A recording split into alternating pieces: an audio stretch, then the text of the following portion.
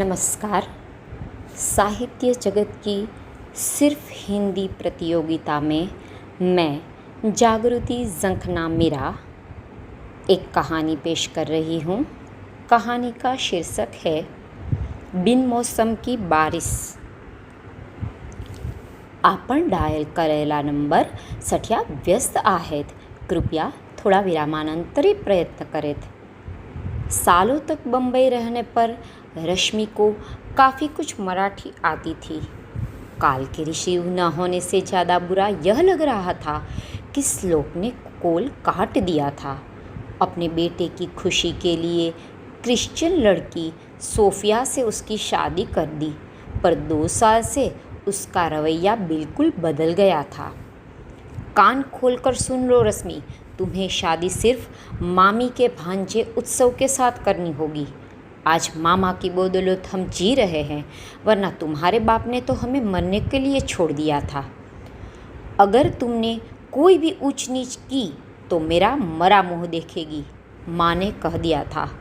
फिर 8 दिन तक रोती बिलखती रश्मि ने अपने प्रेमी अनुज से कहा, माफ़ करना अनुज, 16 साल की थी तब से आज तक मेरी खुली बंद आँखों ने सिर्फ तुम्हारे ही ख्वाब देखे हैं, पर कुछ रिश्तों की तकदीर में मिलना नहीं होता। अनुज ने रश्मि के आंसू पोंछकर कहा, रश्मि, मैं तुम्हारी मजबूरी समझ सकता हूँ। तुम बेशक अपनी नई ज़िंदगी शुरू करो, पर मेरे लिए हमारे इस बिछड़ते रिश्ते की यादें ही जीने की वजह रहेगी। शायद कभी किस्मत को मुझ पर तरस आ जाए। मैं उस दिन का इंतज़ार आखिरी सांस तक करूँगा। अनुज का बोलना ख़त्म हुआ कि चारों आंखें बरस पड़ी। खुदा भी इन सच्चे प्रेमियों को जुदा करके रो पड़ा हो, वैसी बिन मौसम की बारिश होने लगी। रश्मि का पति उत्सव सिर्फ उसकी सुंदरता का पुजारी निकला। रश्मि हर रात अनुज की यादों को दिल में दफना कर घुट घुट कर जी रही थी। श्लोक का जन्म हुआ, उत्सव को तरक्की मिली, पर खुशियाँ अपने साथ शराब की लत भी लगा गई। इसी दौरान माँ के चल बसने के बाद मामा मामी ने रिश्ता तोड़ दिया था। एक दिन नशे में धुत उत्सव की बाइक ट्रक में घुस गई।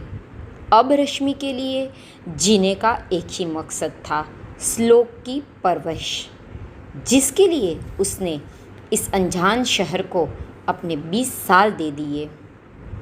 खुद जीना भूलकर श्लोक के लिए जीने वाली रश्मि ने सोफिया को अपनी बेटी की तरह माना, पर सोफिया अपने आवारा दोस्तों के साथ घूमने फिरने में रश्मि को रास्ते का कांटा समझकर उत्सव के कान भरने लगी। पिछले 2 साल में रश्मि ने न श्लोक को असलियत बता पाई, न श्लोक कभी माँ के दर्द को समझ पाया। आज रश्मि ने श्लोक को इसलिए कॉल किया था कि उसकी तबीयत खराब थी।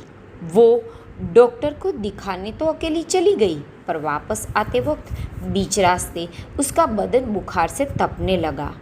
श्लोक ने फ़ोन काट दिया और ना तो दोबारा किया। रश्मि जिंदगी भर जिन रिश्तों के पीछे भागी, वे सब खोखले साबित नजर आए। जीने का कोई मकसद उसे नज़र नहीं आ रहा था। फिर आज बिन मौसम की बारिश के साथ वो रो पड़ी। तभी उसके आंसू किसी ने प्यार भरे हाथ से पोंछे और कहा, रश्मि उठो। 25 साल इंतज़ार कराने के बाद आज मेरी तकदीर को रहम आया है। आज तक तुम्हारे बिछड़े रिश्ते की यादों के साथ जिया हूँ, अब तुम्हारे साथ जीना चाहता हूँ। वो अनुज था। फिर एक बार चारों आंखें बरस रही, बारिश रुक गई, आकाश में मेघधनुष खिल उठा। धन्यवाद।